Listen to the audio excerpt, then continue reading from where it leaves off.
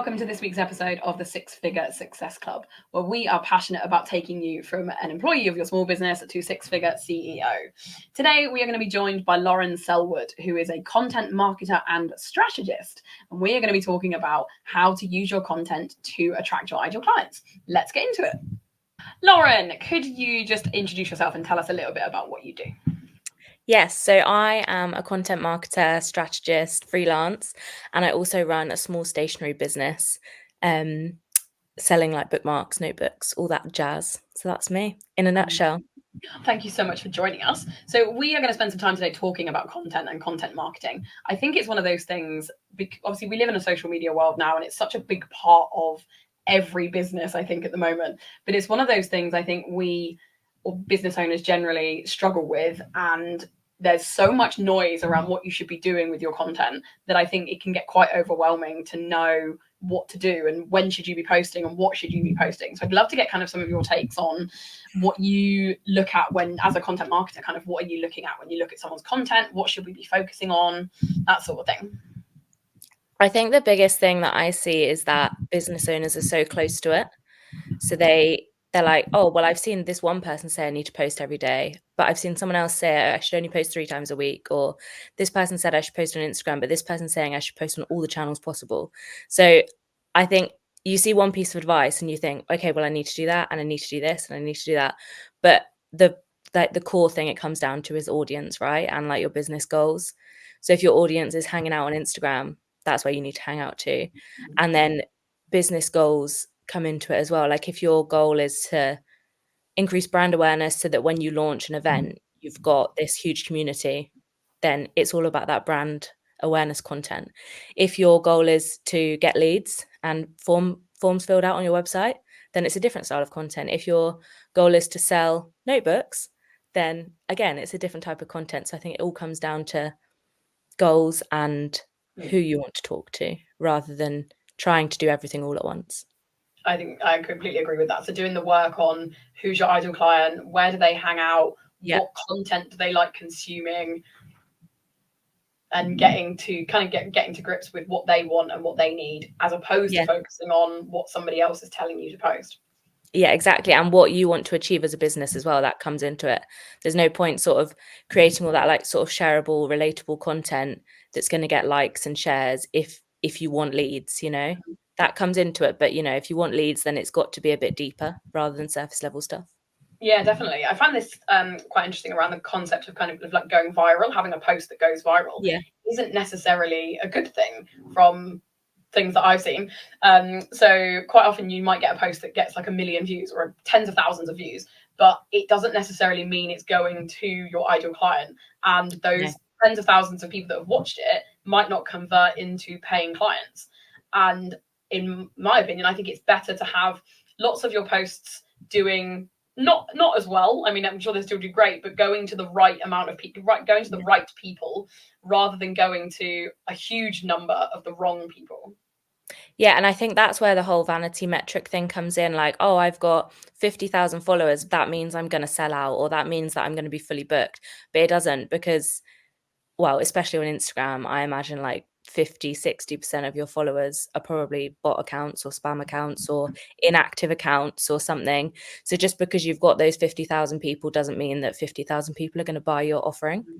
So yeah, it's all about sort of reaching the right people that are actually going to buy. And someone that I think we both follow, Jess, always says that if you've got 50,000 followers and only 1,000 of them buy, or you've got 1,000 followers, but all 1,000 of those people are your people that want your product and want your offering, that the conversion rate is so different there, isn't it? So thinking about that. And with a smaller following as well, I think you can create a more tight-knit, engaged community. Like, imagine trying to get to know 50,000 people, but if you've got a following of like less than 5,000, you're going to recognize most of the accounts that are following you, because you're going to see their stuff and you're going to know it's them because you see them so regularly. And it just fosters, I think, a much better community vibe than having these massive followings.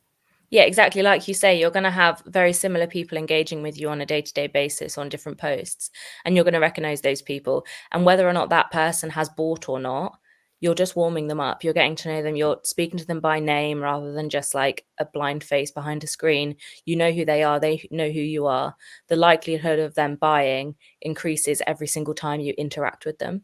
And also, I think it makes like market research easier as well, because you can have conversations with these people. They're like real people that you can actually like reach out to and speak to, and learn what they want and what they would buy and what they think of your products. Whereas, with the much larger audiences, it's a lot less easy to do. Yeah, and on that market research note, I previously managed an account that had like over 200K, and we wanted to do some market research. So we put out this survey on stories, their email list, the whole shebang. Like, can you complete this survey? It was like 5 questions long. Who are you? What do you do? Why do you follow us? Blah, blah, blah, that sort of thing. I think we had like 30 completions in the space of a month. Whereas I did a similar thing for a client that's got sort of like under 10K, and she had over 300 completions within a month, because even though her audience was like 10 times smaller, more than 10 times smaller, the people that followed her knew who she was, knew what she sold, and cared about offering their opinion. Yeah, and she would have been able to kind of get in touch with them more directly throughout what she's posting normally, so they feel like they knew her better. Exactly. Which I imagine would get a bigger return. That is really interesting. I think the vanity metrics I find very fascinating. Like, I'm not like that. Like, I don't really want 50,000 followers. It feels like a lot to manage, which is good because I don't have 50,000 followers. But it's an interesting thing that we're in this kind of social media world that we're having to deal with. Is like, if you don't have that, have you failed? And I don't think that's the case at all. I think it's definitely possible to build a really successful business with a much smaller following. Yeah, and don't get me wrong, like hitting those like milestones is fun and it's exciting, and we should still celebrate that, because if 10,000 people want to follow you, that's a big achievement. Like, that's amazing. But it shouldn't be one of your marketing goals to hit 10,000 followers. It should be a milestone you celebrate, but it shouldn't be something that you're kind of like putting all your eggs in that basket. Yeah, definitely. I think it should definitely be more towards the conversion rate and how many of your audience are actually buying from you. Exactly. Yeah. So when business owners are kind of approaching their content creation and their strategy, so I like to do everything in quarters. I like to plan everything out for 12 weeks. That's just kind of my corporate head. That's the way I like to work. And is that something you would recommend business owners do with their content, is plan it out ahead of time, and how far in advance, and what can they plan? I think partly yes, partly no. Goals, definitely quarterly. Plan what do you want to do in Q1, Q2, Q3. What do you want to do for the whole year? Like, by the end of the year, what's the goal you want to hit, like the big milestone. But when it comes to content, people may disagree with this, but I like to plan in 2-week blocks. That's what I do for all my clients, 2-week blocks, because Instagram, it just changes, or every sort of social media, things change, new trends emerge, new memes emerge, new things emerge, things change in your business that you might need to be reactive towards. If something sells out and you've got content planned for that thing for the next 2 months, then you're going to have to replan all that content because you haven't got anything there left to sell. So yeah, I work in 2-week blocks so that you have space for changing things, because it's all like proactivity is great, but sometimes we do need to be reactive as well. Mm-hmm. Yeah, it lets you be a little more spontaneous, I suppose, with the content that you're posting. And also, I feel like planning a whole month of content in one go can feel very overwhelming. That feels like a lot of content, especially when you don't know what you're going to be doing in a month. Like, you might have changed everything that you're doing. Like you said, like everything that's happening on social media could have changed. But yeah, I like the idea of doing it in 2 blocks. And then, so would you plan out? So you'd look at what you're selling, what you're planning to sell, and then plan your content accordingly with what you're selling. Yeah, so I have like a sort of a rough plan, so I know that what's happening next month, the month after, like if there's any launches planned, if I'm releasing something new, or the client is releasing something new, or there's a particular national day that we want to talk about. So I'll have like a really rough plan, but I wouldn't formalize any content until that 2-week mark, just because it's like we said, it's easy to move things around and be a bit more reactive in that way. Yeah, and if there are trends and things that pop up, you want to take advantage of them because they get much further reach generally on exactly on Instagram and TikTok. So yeah, giving yourself the freedom to be more reactive and spontaneous, I think, is definitely a benefit. Yeah, and I think especially if you're a founder creating your own content, you have the beauty of being reactive and just doing whatever you want, essentially, within reason, you know? Like, as a founder of a business, if you're like, oh, there's that crazy Olympics thing that's just happened, I need to talk about it if it's, you know, relevant to your business, or you can jump on it because, you know, it feels right for your business. Whereas if you're like a huge company that has to go through the hoops and jumps of getting legal approval or making sure that the boss is okay with it, then you don't have that luxury. So I think that's where small businesses can really thrive on social media, is because they don't have to ask for permission to post things. Yeah, I love that. I think the biggest one I've seen kind of around this, like pop culture wise, is probably with the Eras tour and the amount of businesses that have done like Taylor Swift related content. I'm a huge Swiftie. Any possible excuse to bring up Taylor Swift, I will jump on. But yeah, you have like huge brands that have like jumped on the Taylor Swift bandwagon and are like doing anything to do with the Eras tour. But the amount of small businesses that I've seen that have dissected her marketing strategy and the way that she launches albums and that sort of thing. I think I found it really interesting from like a business perspective how popular it's been for anyone that's jumped on like this trend. That those posts have been more popular, I think, because everyone's kind of talking about this at the moment. Yeah, exactly. And you wouldn't see like major supermarkets like Sainsbury's or Tesco jumping on a Taylor Swift meme, would you? No, Whereas not small businesses can get away with that. Like even like I think it was HelloFresh, who is a fairly big company, but I wouldn't say they're like huge. mm-hmm. They did like a Taylor Swift campaign, like billboard. They had a billboard that said "Korma is my boyfriend." Like even like that, like that's, you know, things like that. I imagine they probably had to jump through a few hoops to get that approved. But like I don't think there's some companies that you just wouldn't expect to see that sort of thing from. I love it. But yeah, I think it's great. I think giving yourself that opportunity to jump on the current trends, and whether that's like a TikTok dance or talking about the Eras tour or talking about the Olympics, which is obviously what's going on at the moment. I think doing that makes business more fun because you get to get involved in what's happening in the world at the moment, and also kind of relieves some of the pressure on you because you're not having to plan content for like 12 months in advance. Yeah, and you don't like, if you've got like 2 months worth of content planned out and you're like, right, okay, on Tuesday I need to post this educational carousel, but then on Monday evening you see this meme that would be perfect. You're like, oh, well now I have to move that carousel or reschedule it and create this meme. Like you don't feel like you have the flexibility to be able to jump on these things. Yeah, absolutely. I think that's definitely something that we should kind of give ourselves permission to do. Is one thing I always talk to my clients about is whatever the plan is, you can change the plan. Mm-hmm. Like regardless of whether it's a goal that you've set or the plan that you've created for the week. Like the plan, it's a plan. It's not set in stone. It's something that we create so that we know where we're going and how we're spending our time and what we're putting effort into. But you absolutely can and should change the plan if things come up and you want to do something different. Like that's the benefit of owning your own business. Like you're not beholden to a boss. Like you get to decide what you're doing in your business. Yeah, definitely. And I think it depends as well. Like I've had a client recently, up until this point, we've shared like educational reels, educational carousels, because in the past that's what her audience liked. But now her audience isn't growing. So we're like, okay, well, we need to introduce a different type of content. These guys are used to this. They need something new. So for the last month or so, we've been doing a lot of like memes, shareable quotes, and whatnot, just to boost that reach. And it's not like a long-term strategy, but we want the next 2 months to be sort of reach boosting months. So we're pivoting the content so that we can hit that sort of secondary goal to hit those new audiences before she launches something big. So, you know, if you sometimes might need to have a look at the insights and think, I haven't increased in followers in, a little while, or my reach is the same on every single post. I'm not reaching new people. What can I do to change that a little bit? Yeah, and give your audience something new to talk about or share or to get involved in. Just change it up a little bit. People don't want to see the same thing all the time. And I think there's a mix of both, isn't there? Like they like to know what they like to know what to expect from you, but also they like to be surprised by new things. It's definitely a fine balance between the two. That's where the branding comes in, I think, as well. If you're using different colors on every post, different fonts and whatnot, people aren't going to recognize you. Whereas if you're sharing similar sort of content with your branding spot on, then people will recognize it's you, even if you change it up a little bit. I love that. That's definitely a great point. So making sure that your branding is kind of synchronized, yeah, whatever that word is, a lot across all of your posts. So regardless of whether you're posting a meme or educational content or something inspirational, someone will know from looking at it that it's your post. Exactly that, yeah. I love that.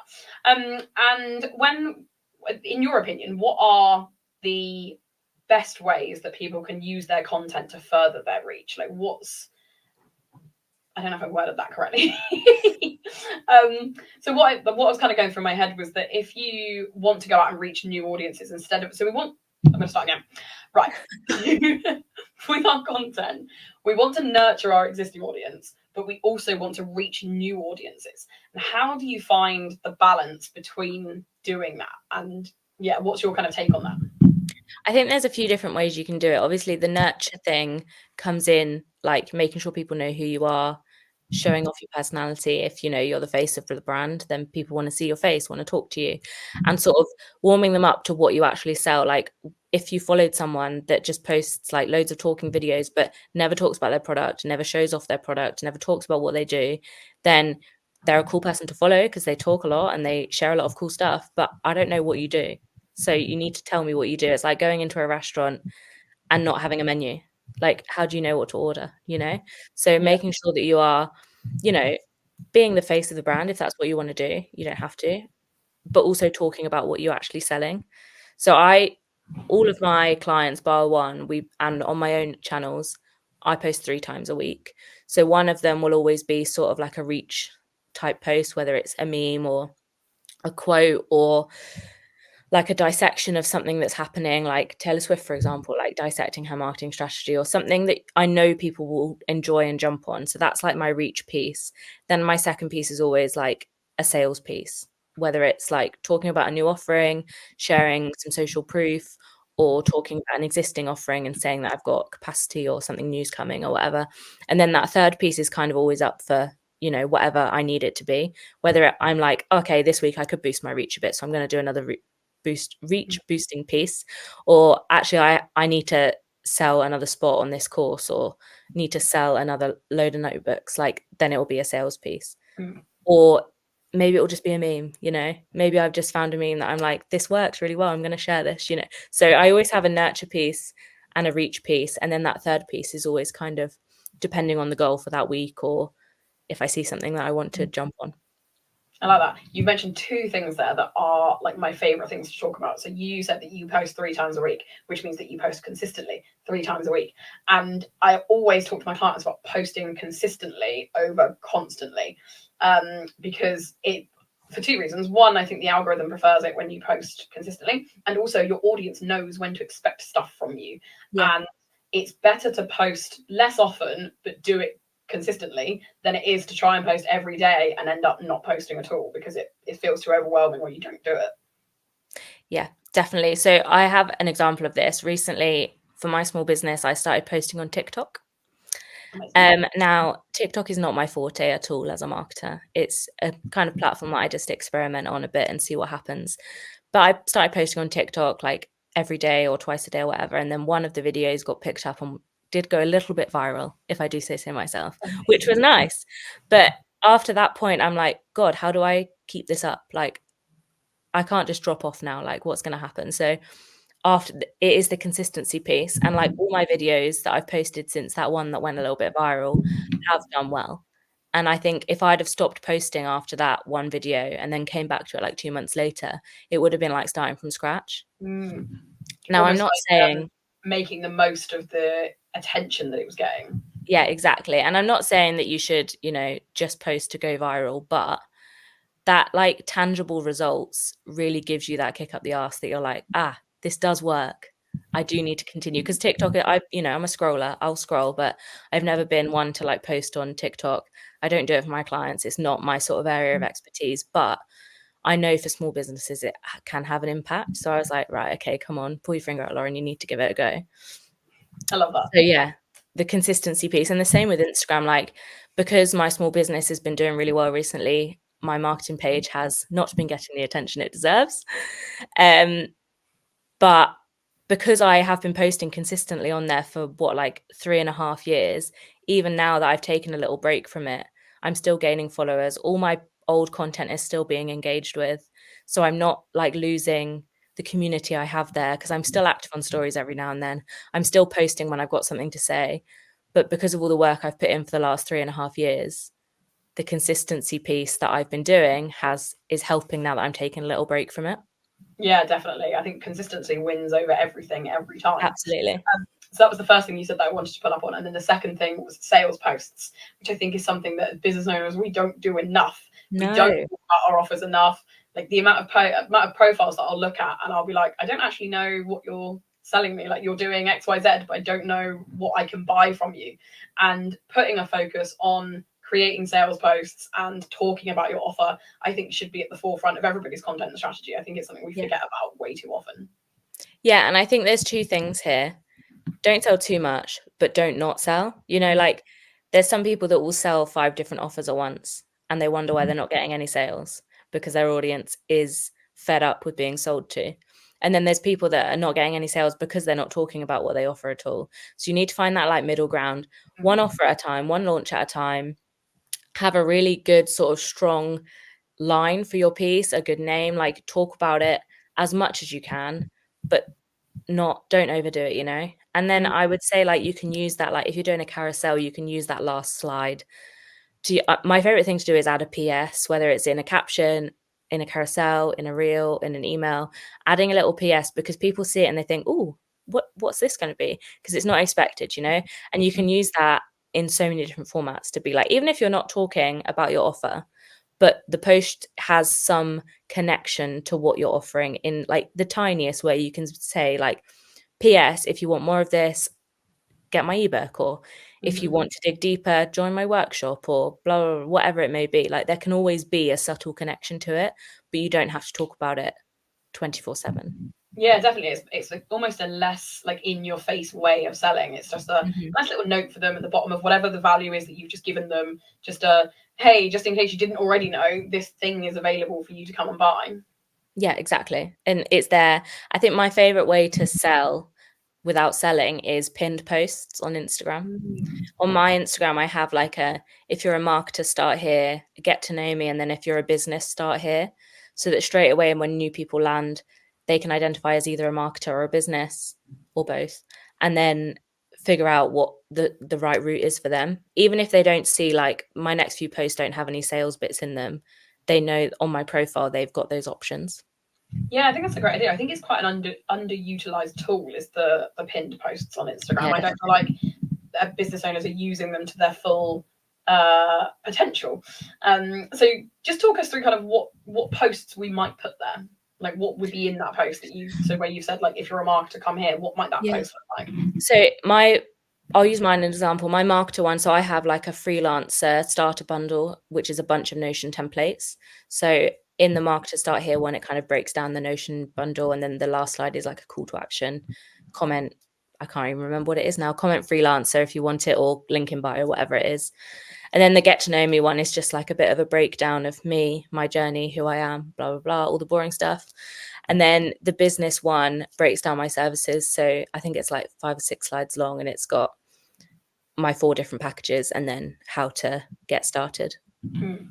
I like that. So yeah, really making it simple for potential clients that are coming to view your profile and giving them somewhere that they can go to immediately to see like who you are and what you do and how you can help them.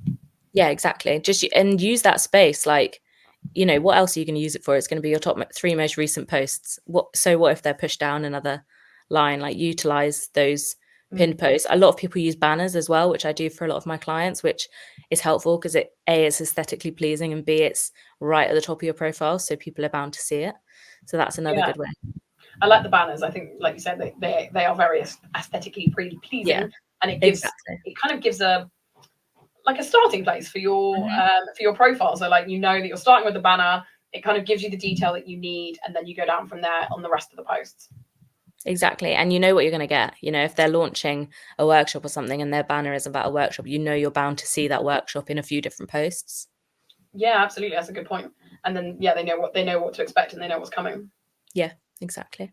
I like that. So if we've got people listening that are feeling kind of overwhelmed by their content and their strategy and they're not really sure, they're kind of posting on and off, but there's no real strategy behind it. What would be your kind of first steps that they should do to kind of get a grasp of what content they should be posting and just how they should manage that? My first starting point would be figure out what format you're most comfortable with.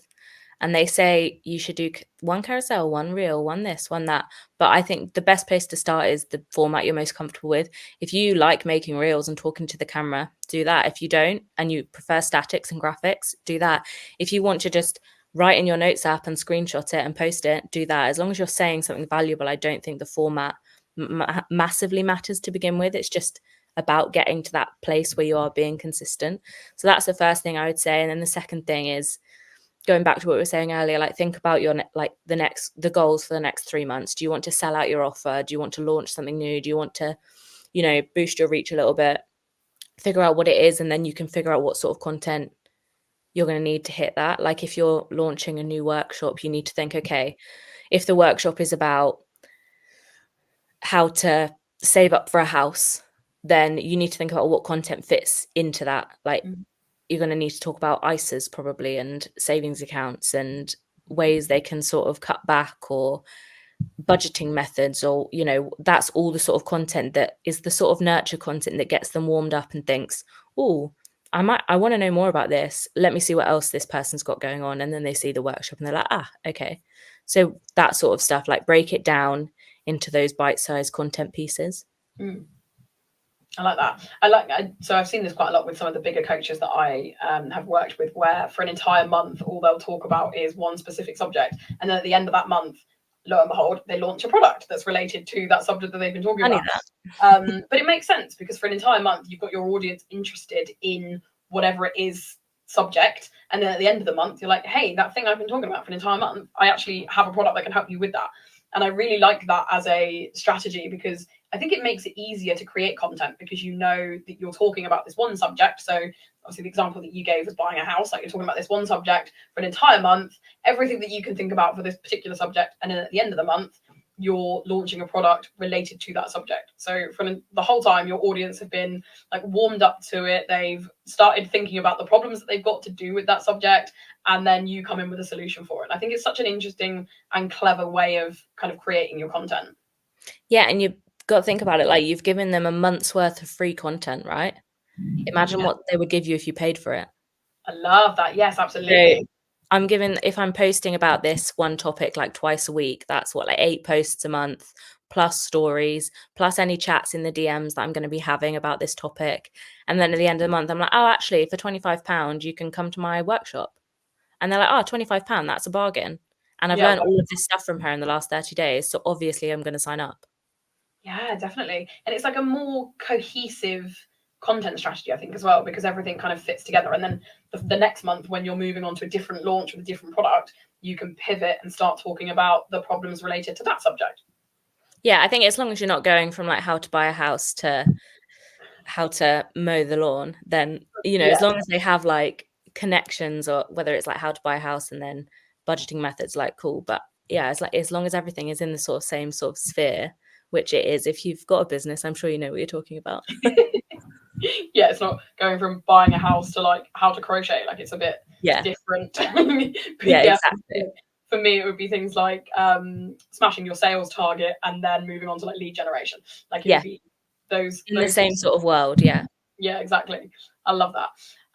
There was one more thing I was going to ask you, which was to do with, you said about picking the type of content that works for you, which I think is a great strategy, doing, especially if you're kind of new to content creation, or you're not feeling the love with it, like picking the thing that works best for you. So whether that is the talking reels or the static posts or whatever, whichever one that you pick. But when it comes to like creating the static posts, they're not my favorite. I much prefer doing like talking reels. I'm really comfortable in front of the camera. I find them a lot less effort to do, because they don't involve lots of creation. Like you just record it and it's done. But for the static posts, how important do you think the look and feel of them is versus the content that's actually inside them? Bit of both. I think, again, going back to the branding, it has to be on brand. You have to be using those consistent colors, fonts, logo if you have one, it has to be consistent in that form. And then the content, my biggest pet peeve is blocks of copy in carousels. So people won't read them, to be blunt. Bullet points, And like I would say no more than a couple of sentences per slide. And then if you have got more to say on the topic, you've got that whole caption where you can dive deeper, or you've got the call to action where you can push them towards a blog or a YouTube video or another post or to chat in the DMs or whatever. So I would keep content on carousels and statics short and sweet, and just break it up. Like if you've got a lot to say, I think you can now post like 20 slides in a carousel. So you've got like 20 slides worth of pages where you can be talking. So just break it up. If you use those 20 slides, so what, people get to the end, amazing. Yeah, I love that. I didn't realize you could do so many now. That's fab. I think it used to be 10. I'm sure it's 20 now. Yeah. Yeah, but it's a similar thing to like in the corporate world when you were doing like PowerPoint slides and there's too many words on the slide. Like it's the same kind of thing. Like you're not going to read that entire carousel slide if it's just a whole block of text. So take out the bits that are important and that are eye-catching and that are going to make people want to swipe to the next one. Yeah, and don't forget as well, within carousels you can use video too. So if you want to have like a little embedded video where you just break it down in 10 seconds, then you can do that too. You can mix the formats together, which I think is nice. If you're not comfortable talking on camera for like a minute or 30 seconds or whatever it is, but you are for like a 10-second snippet where you can put it alongside some copy and some, aesthetically pleasing things, then you should try it. Just mix it up a little bit. Yeah, I think that's the key, isn't it? Just giving it a go, doing something that you're comfortable with and seeing if it works. And if it doesn't work, try again, do something slightly different until you figure out what works, both for you as the person that's posting it, but also what works for your audience and what they resonate with. Yeah, and I think for me, I'm not a Reels lover. I don't love talking in front of the camera. Like you, well, opposite of you, I find that Reels take me a lot longer because I have to record it 20 times and then edit it and all of that jazz. So, and my audience is used to me posting carousels now. So when I post a Reel, 9 times out of 10 it flops because it's not the sort of content that my audience is used to. And the same with my small business. Some Reels will do really well and I'm like, oh, let me try that again. And then I try it again, it doesn't work. So I think it's figuring out what your audience is used to and what you enjoy. Like we said, like if you're recording a Reel and you're uncomfortable and not enjoying it, it is probably going to show on the Reel. I'm really comfortable in front of the camera. I've spent the last 10 years in corporate on video calls. So filming Reels feels really natural for me. But like the fact that you don't like doing that, there's nothing wrong with that. There's nothing negative about the fact that you don't like doing them. Like it's about figuring out what works for you and your business, and whatever strategy that is perfectly okay.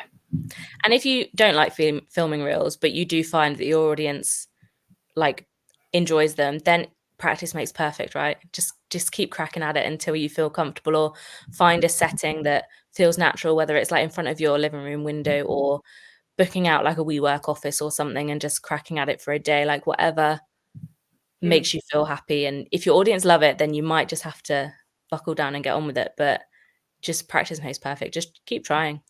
Yeah, definitely. I've had a few clients that have said that same thing, where they don't love getting in front of the camera. And we started with like B-roll videos. So you don't talk, just you're in the video and start like get kind of stepping stone your way into it. So video yourself doing something. So whether it's working in front of your laptop, but you don't have to talk, and then work your way up to talking in front of the camera. And like you said, just try it again and again. The good thing about filming a Reel is that it's not live. You can delete it and do it again. Yeah. Or even like on Zoom, like for the practice, just like practice doing it on a Zoom or a Google Meet where it just feels like you're talking to someone else like this.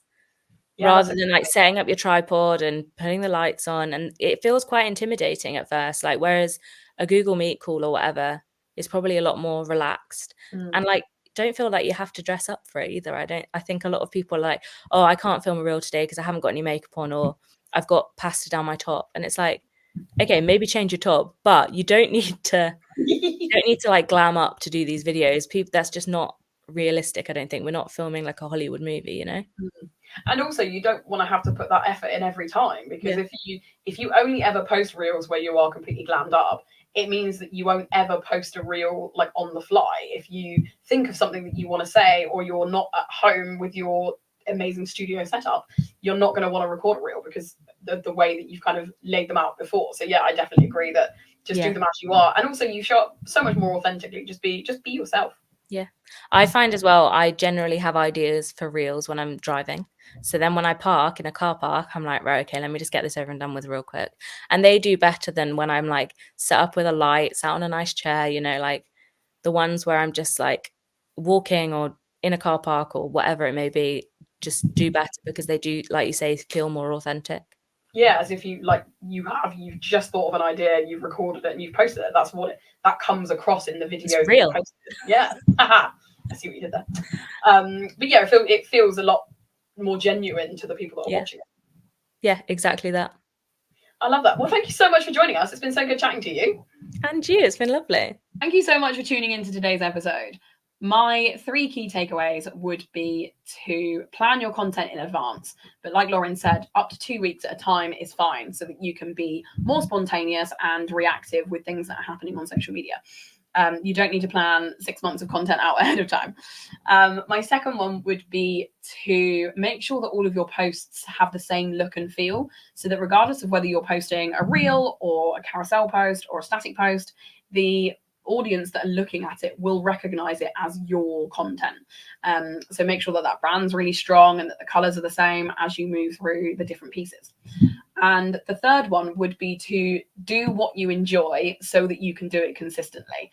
So regardless of what you're posting, pick something that you like posting. Don't pick something just because you think somebody else has told you to post it. So whether it's reels or carousel posts, whatever it is that you like posting, pick that first so that you know you can stay consistent with it, because consistency is the key. Thank you so much. I will see you next time.